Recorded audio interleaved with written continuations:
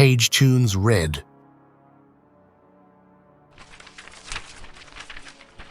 From the pages of Pagetunes Magazine Monthly No. 4, April 2024.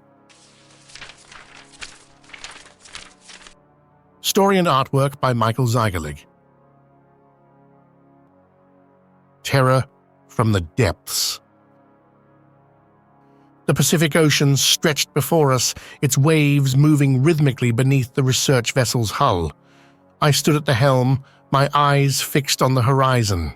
Around me, my team, each member bringing their own expertise to our mission. Dr. Timothy Garofalo, our resident marine biologist, with his deep knowledge of oceanic ecosystems. Dr. Emily Muller, her expertise was in underwater archaeology. And finally, Dr. Michael Buchanan, the brilliant physicist whose mind was as sharp as the technology he wielded.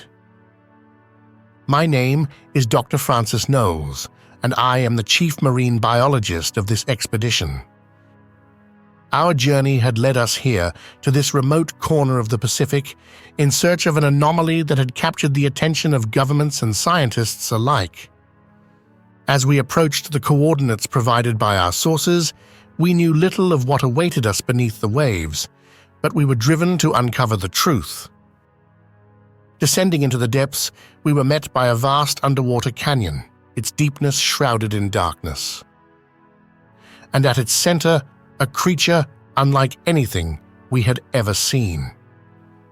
"It's enormous," Dr. Garofalo murmured, his voice tinged with awe.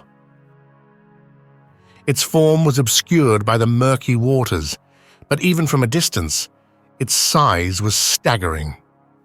"What do you think it is?" Dr. Muller asked, her eyes wide with curiosity. Dr. Buchanan frowned, his mind already racing ahead. "I don't think it's natural." As we drew closer, the true scale of the creature became apparent. "We need to get a closer look," I said, my voice steady despite the unease churning in my stomach. The seismic disturbances rippled through the ocean depths like a dire warning. I stood at the observation deck as the research vessel shuddered beneath my feet. Around me, my team scrambled to stabilize the equipment. "What's happening?" Dr. Garofalo asked. I shook my head, my eyes fixed on the sonar screen before us. "I'm not sure," I replied, my voice tight with apprehension. "But whatever it is, it's big." As if in response to my words, the ocean floor beneath us trembled once more. And then, like a specter rising from the depths, it appeared. The behemoth loomed before us like a leviathan of old, its immense body undulating with an eerie grace beneath the waves. Its tentacles writhed and twisted, each movement sending ripples through the water as if the very ocean itself recoiled in fear. Jagged fins adorned its form, sharp and menacing, like the serrated edges of ancient stone formations. Its appearance defied all logic and reason. While its overall shape resembled that of an octopus, its skin appeared to be composed of sharp, jagged rocks, each surface gleaming with an otherworldly luminescence. The glow that emanated from it cast strange shadows in the depths, creating an atmosphere of otherworldly dread.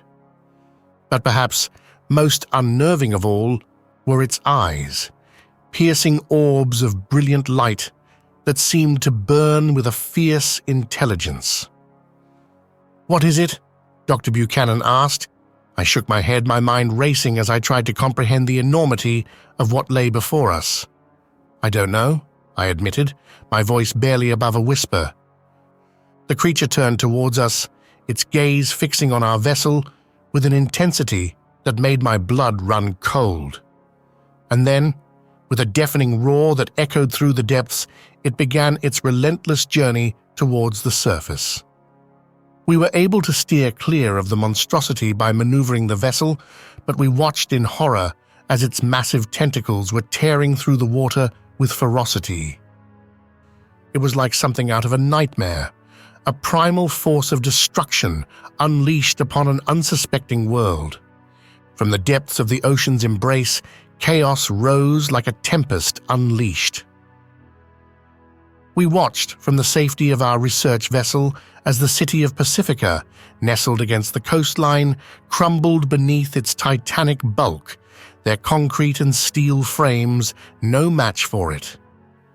Panic gripped the streets as the denizens of Pacifica fled for their lives, their screams echoing against the backdrop of destruction.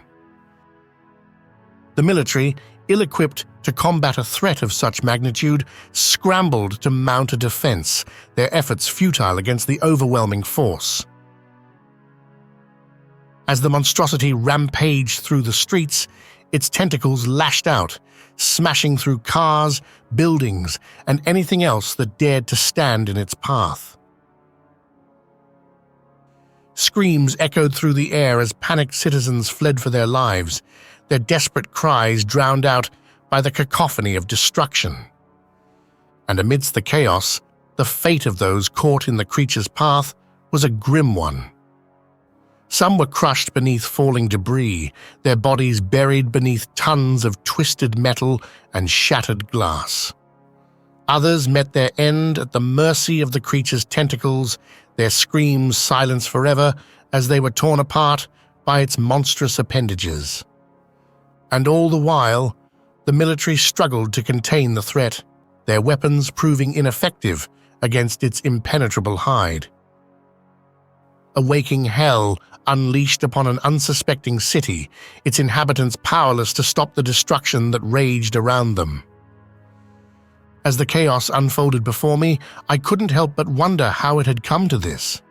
How had a simple scientific expedition led to such devastation? After regrouping with Mission Command, we were briefed on the situation, a top-secret experiment gone horribly wrong. The government, in their pursuit of renewable energy, had sought to harness the power of prehistoric sea creatures.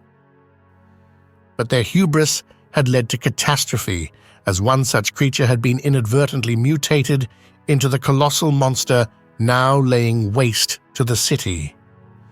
Genetic manipulation, radiation exposure. The creature had been transformed into this monstrosity. We watched in horror as the military's best efforts seemed to only enrage the creature further. Its tentacles lashed out with immense force, tearing through armored vehicles and sending soldiers scattering. But still, we pressed on. We knew that failure was not an option, that if we did not stop the creature here and now, it would continue its relentless march of destruction, leaving nothing but death and devastation in its wake. We pored over data, analyzed samples, and scoured scientific literature in search of a solution, a way to reverse the catastrophic mutation that had transformed the creature into a relentless force of destruction. It was Dr. Buchanan who, during our research, stumbled upon a novel concept, a reverse-mutation ray, a theoretical solution that demanded our utmost attention. As we meticulously examined the blueprints and schematics before us, it became increasingly evident that this technology could potentially offer the means to halt the creature's rampage. We set to work, poring over equations and calculations, refining our plans until they were ready to be put into action. With bated breath, we prepared to deploy the device. But as we stood on the brink of victory, a sobering realization dawned upon us. The reverse mutation ray, while effective in theory, posed a grave risk to the citizens of Pacifica. On one hand, we had the means to stop the creature and save countless lives. On the other, we risked unleashing a new wave of devastation upon the city, condemning its inhabitants to a fate worse than death. But with the monstrous creature wreaking havoc in Pacifica and time running out, I knew that we had to act fast. Formulating a risky plan, we decided to use a combination of sound frequencies and bioacoustic signals to lure the creature away from the city and into the depths of the ocean. It was a desperate gamble, but with the lives of countless citizens hanging in the balance, we had no choice but to try. Setting up speakers along the coastline, we broadcasted our lure into the depths, hoping against hope that it would take the bait. For tense minutes we waited, our hearts pounding as we monitored the creature's movements on the sonar screen. And then, finally, a blip appeared, a massive shape emerging from the chaos of the city, drawn towards the sound of our call. As the monstrosity approached, we braced ourselves for the showdown to come. When the creature finally reached the designated area, we unleashed the reverse-mutation ray with a burst of energy. The ray struck its massive form, enveloping it in a brilliant light. For a tense moment, everything hung in the balance. But then, with a deafening roar, it began to change. Its monstrous features melted away. The creature reverted back to a common giant Pacific octopus. As the mutation was reversed before our eyes, it shrank in size, its rage fading away.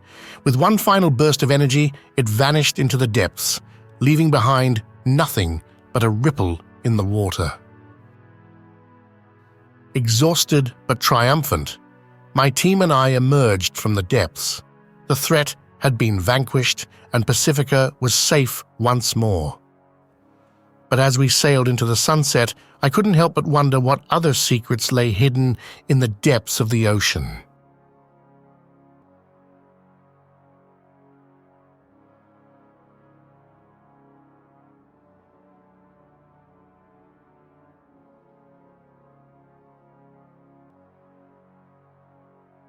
If you've been captivated by the magic of this audiobook, here's how you can immerse yourself even further and support the creation of more enthralling tales for your enjoyment. Unlock the ultimate listening journey with a yearly subscription on Pagetunes.com. No interruptions, ad-free, and exclusive access to the full library of audiobooks and ebooks. Download and enjoy captivating stories offline, anytime, anywhere. Whether through subscription or individual purchases, you play a vital role in bringing more enchanting stories to life. Explore the merch store. From cozy hoodies to stylish mugs and much more, every purchase directly contributes to crafting more thrilling tales for your pleasure. Thank you and happy listening.